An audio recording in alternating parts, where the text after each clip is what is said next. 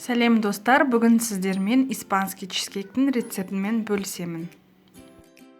Бізге керек творожный сыр, қант, жұмыртқа, сливки және жүгері крахмалы. Барлық ингредиенттер бөлме температурасында болу керек, яғни тоңазытқыштан 4-5 сағат бұрын шығарып қоясыздар. Енді творожный сыр мен қантты миксердің ең баяу жылдамдығынан 5-10 минуттай миксерлейміз, біркелкі масса болғанша.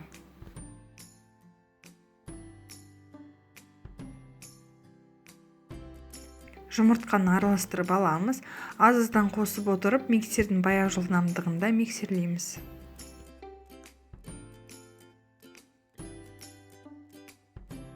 Жұмыртқамыз толық араласқаннан кейін жүгері крахмалын қосып 1 минуттай миксерлейміз.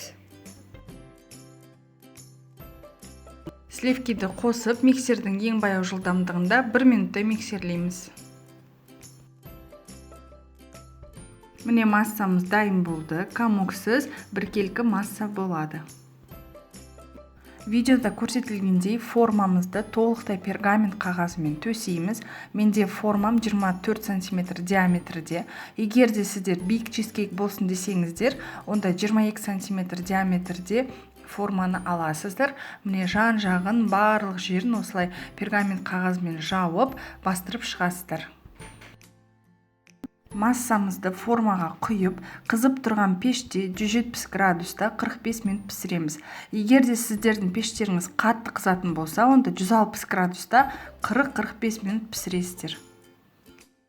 Кенен кейін осындай болып көтеріледі, ортасы былқылдап тұрады, бірақ суығаннан кейін басылады. Бөлме температурасында формада суытамыз, формадан алмаймыз. Толық суығанда холодильникке 1 түнге немесе 5-6 сағатқа салып қоямыз. Бізде осындай нәзік, жұмсақ, өте дәмді испанский чизкейгіміз дайын болды. Менің ең сүйікті тәттілерімнің бірі. Жасалуы оп-оңай, 5 минут қана уақытыңыз кетеді, бірақ дәмі енді керемет.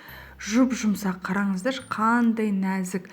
Дәмін енді айта алмаймын. Жасап жеп көрсеңіздер, бірден ғашық боласыздар. Мен оған сенімдімін.